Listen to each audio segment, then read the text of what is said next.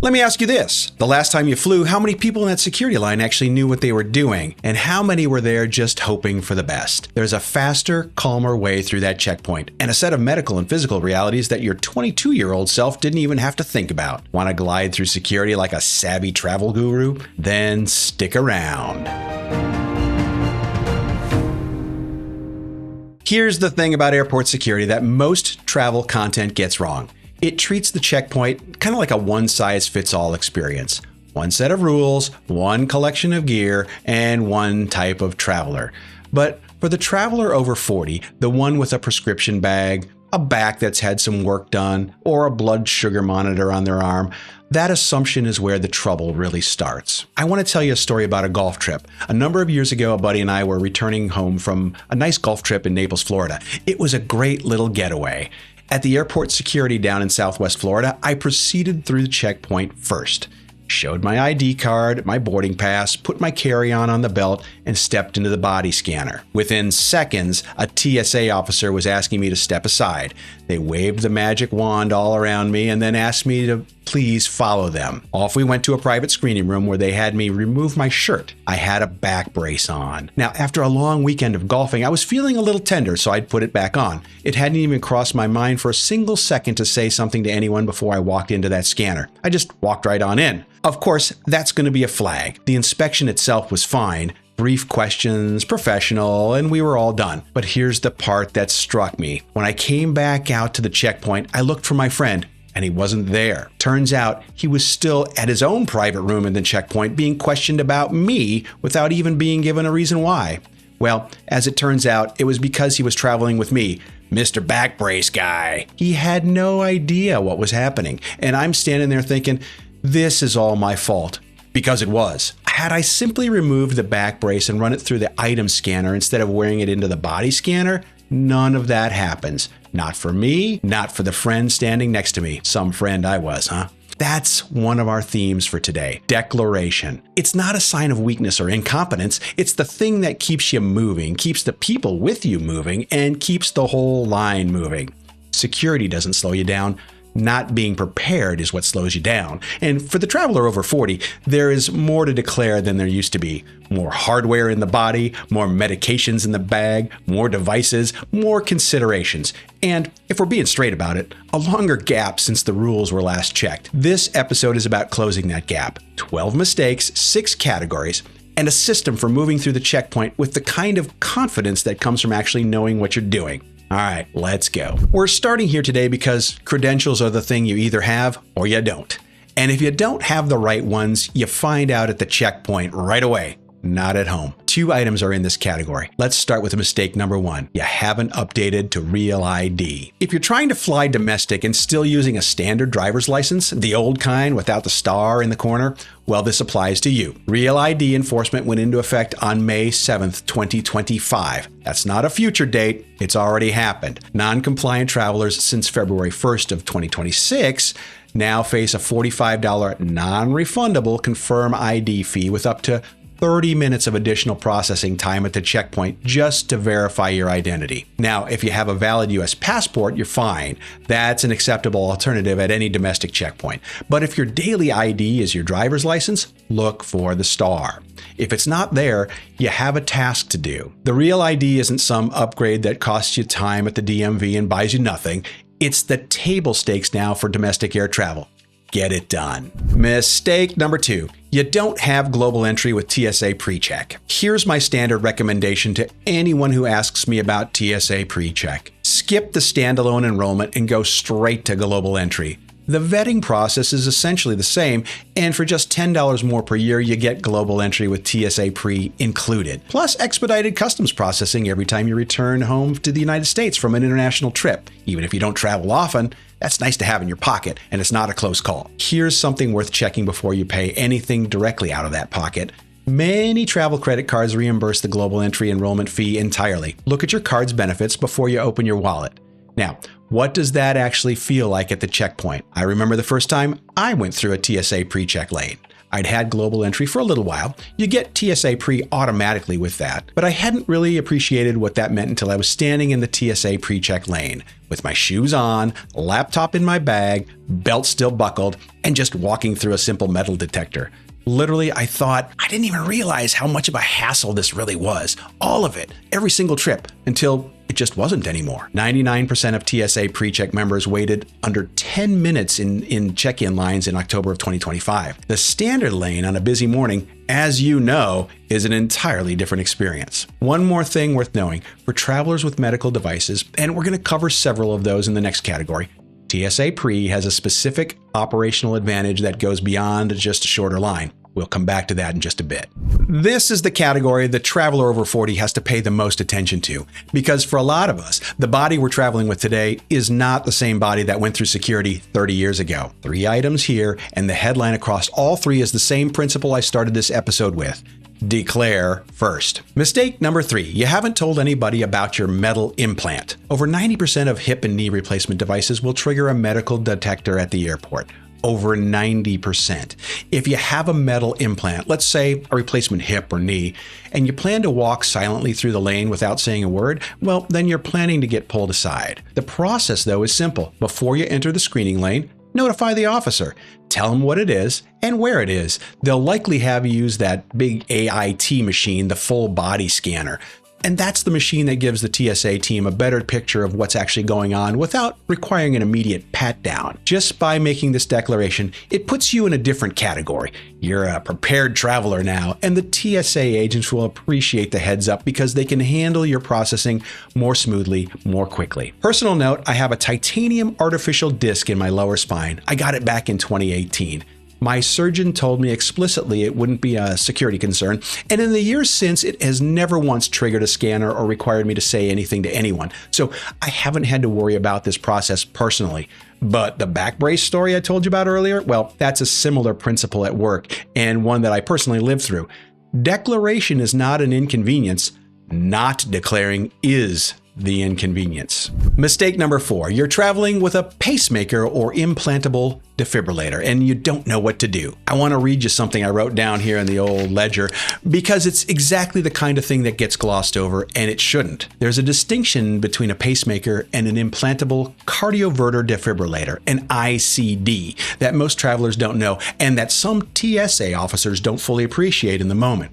And the difference matters. For a pacemaker, you should not pass through the walk-through metal detector. You request the full body CT scan. A handheld metal wad is essentially acceptable for a pacemaker, and used at a reasonable distance, it should be okay. That's your process. But for an implantable defibrillator, the handheld wand should never be used near the device. The concern is real. A handheld wand held close to an ICD can, in certain situations, trigger an inappropriate shock. Now, if you have an ICD, you should specifically and clearly request that the wand not be used near your device. You can ask for the full body scanner instead. You have that right. You don't want your trip to start on a bad note, and it doesn't have to. If available, carry your device ID card with you. Know which category your device falls into before you reach the checkpoint. And if the officer moves towards you with that wand, say it clearly. I have an implantable defibrillator. I need to request that you not use the wand near this device. That sentence helps protect you. Mistake number 5, you're wearing a medical device and you haven't said anything. This covers insulin pumps, continuous glucose monitors, cochlear implants, and hearing aids. And the principle is identical to what we've been talking about. For insulin pumps and GCMs, declare before you enter the checkpoint. Don't remove a worn device. The TSA protocol allows for a pat down of your devices, plus a hand swab for trace explosive. That's the process. If your device is disconnected and you're considering sending it through the X-ray machine separately, check with your device manufacturer first. Some devices are not rated for X-ray exposure. For hearing aids, you don't need to remove them. They're not affected by metal detectors or body scanners. But for cochlear implants, you may notice some buzzing or interference when passing through the walk-through metal detector. It's worth notifying the officer. Carry a patient ID card if you happen to have one. Cochlear Americas and other manufacturers, they provide those. The theme across every item in this category is the same. The system is not designed to catch you off guard. It just doesn't know what it's dealing with until you tell it. 5 seconds of information at the front of the line saves everybody 10 minutes at the other end of the line. Everything in this category goes in the bag or the overhead bin. 3 items, and at least one of them is new enough that a significant portion of travelers haven't worked out the checkpoint rules just yet. Mistake number 6. You think your medications need a prescription container. Here's the actual TSA rule on medications. Pills require no prescription container, no quantity limit. A labeled pharmacy bottle is not required by the TSA for domestic travel. That said, if you're traveling internationally, labeled pharmacy bottles matter a great deal more. Customs in other countries operate on completely different standards. Keep the labels for anything crossing a border. For liquid medications over 3.4 ounces, these are allowed when medically necessary. Declare them separately at the checkpoint. They're not governed by a 311 rule. More on that in a minute, but they do need to be declared. Mistake number 7. You're on a GLP-1 medication and you don't know the checkpoint rules. 1 in 8 Americans is currently on some form of GLP-1 medication. Ozempic, Wegovy, Mounjaro, Zepbound. These medications have been broadly adopted only in the last 2 to 3 years, which means a large number of people traveling with them have never done it before and they don't know the rules. Here's what you do need to know. GLP-1 medications are exempt from the 3.4 ounce liquid rule as medically necessary items. They travel in your carry-on. You declare them separately at the checkpoint. Gel cooling packs, the kind used to keep injectable medications at temperature, well, those are allowed through security even if partially thawed, as long as they're accompanying the medication that they're cooling. Now, here's where it gets specific, and this is the detail that matters most. Many travelers assume their GLP pen requires continuous refrigeration throughout the trip. That's true before you open it. But once opened, many of these medications have a meaningful room temperature stability window. But the specific window varies significantly by medication and by brand. I'm not going to tell you what your specific medication's storage window is. That's between you and your pharmacist. And it's exactly the kind of detail where getting it wrong has real consequences. What I can tell you is that many of these medications are more travel stable than some travelers assume. And the right person to confirm that for your specific drug is your pharmacist, not some guy on a YouTube channel. One more thing. Never freeze a GLP-1 medication. That's consistent across the category. Declare it at the checkpoint, know your storage window, keep your pharmacist in the conversation. Mistake number 8. You're traveling with a CPAP machine and you don't know what to expect. The CPAP machine is one of the most commonly flagged items at the checkpoint. Not because it's dangerous, but because it's unfamiliar to a lot of TSA officers and it reads dense on the X-ray screen. Here's what the TSA guidance says. Your CPAP can remain in its case for X-ray, but you may be asked to remove it from the case for a closer look. The safest move is to be ready to take it out, even if you don't end up needing to. Your CPAP does not count toward your carry-on limit. It's a medical device. It travels separately. Distilled water for your CPAP is a different story, though. It's subject to the 311 rule. Bring a travel-sized amount or purchase some distilled water at your destination. And here's that TSA pre-advantage I mentioned earlier. In TSA PreCheck lanes, your CPAP generally stays in the bag. It doesn't need to come out. And that's one more reason the enrollment pays for itself faster than most people think. Everything we've covered in the last 2 categories, the implants, the devices, the medications, the CPAP machines, those carry an assumption that most travelers don't realize they're making, that you're gonna figure out all this alone at the checkpoint in real time. You're not required to do that. There's an entire layer of accommodations, prearrangements, and traveler rights built into the TSA system specifically for situations like the one we've just been discussing. Most people who need them, though, have never even heard of them. That changes right now. Mistake number 9. You haven't considered TSA Cares. TSA Cares is a free helpline operated by the TSA, and most travelers who need it have never even heard of it. I have a friend whose 90-year-old mother flies from Minneapolis to Phoenix every winter. Still fairly able-bodied, but at 90 years old in a busy airport, well, that's its own category of challenge. TSA Cares was built for exactly that situation. And I'll say this, calling a helpline before a trip doesn't mean you can't handle travel. It means you're smart enough to remove a variable that you don't need to manage alone. That's not weakness, that's just good planning. Here's how it works. You call 855-787-2227 at least 72 hours before your flight. TSA then assigns you a passenger support specialist, a dedicated officer who meets you at the checkpoint, walks you through the process, and then manages your screening from start to finish. Think of it as a concierge program from the TSA. No guessing, no explaining yourself to whoever happens to be working the lane that day. You have a real dedicated person. It's free, it's proactive, and it turns an unpredictable experience into a managed one. Congratulations, you now know more about airport security than I did the day I became Mr. Back Brace Guy. If that's worth something to you, and I hope it is, drop us a like and hit the subscribe button. We'd love to have you stick around. All right, just a few more to go. We've covered your credentials and your body. Now let's talk about what you're going to be carrying. 3 items are in this category, and they're the ones that are most likely to slow down a bag that would otherwise sail right on through. Mistake number 10. Your electronics are packed for storage, but not for screening. At 90% or more of major U.S. hub airports, the checkpoint now runs CT scanning technology, the same class of imaging used on hospital diagnostics. It's applied now to your carry-on. It produces a 3D dimensional picture of everything in your bag, which means the X-ray operator isn't reading a flat silhouette anymore, they're rotating a model. Here's the problem though. CT scanners are better at seeing everything, which means visual density. Layers of cables, adapters, battery packs, devices tightly packed all together, those all show up with more definition, not less. A bag that looks like a rat's nest on the inside is going to get a second look. Not because anything in it is dangerous, but because the picture is just too complicated to understand quickly. I learned this one the hard way on a trip where I was carrying more gear than usual. A laptop, an iPad, 3 different charging cables, 2 power banks, and a portable speaker. I'd packed it the way I pack for a road trip. I just dumped it all in. The bag came off the belt, got pulled, got opened, got inspected. Nothing wrong, mind you. Just a picture nobody could read clearly enough. The fix is straightforward. Pack your electronics the way you'd pack them for display, not for storage. Cables all coiled and contained, power banks separated, laptop, in its own sleeve or compartment, accessible from the top. The goal is a picture with a clean negative space around every single item, one that the operator can clear in 3 seconds instead of 30. In TSA PreCheck lanes, your laptop generally stays in your bag. That's another argument for global entry with TSA Pre. If your bag is always going to be electronics heavy, you've just removed the most common reason a bag gets pulled. Mistake number 11. Your lithium batteries and power banks must go in your checked bag. This one has a hard rule behind it, and the rule does not bend. Lithium batteries and portable power banks travel in your carry-on only. No exceptions. The reason is a principle called thermal runaway, the failure mode where a lithium cell overheats, accelerates, and then catches fire. In a cabin, the crew can see it and they can respond, but in a cargo hold, they can't.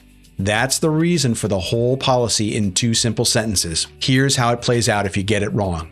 First, at the check-in desk, the airlines will ask whether you have any lithium batteries or power banks in your checked bags.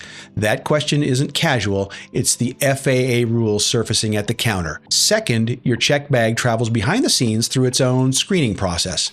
If a battery turns up, it can be removed without your presence and without your permission. Third, and this is the part that stings a little, by the time that actually happens, you may already be through security. That battery may be gone for good. Pack power banks in your personal item or in your carry-on before you leave the house. Make it a habit, not a check-in desk conversation. Mistake number 12. Wait for it.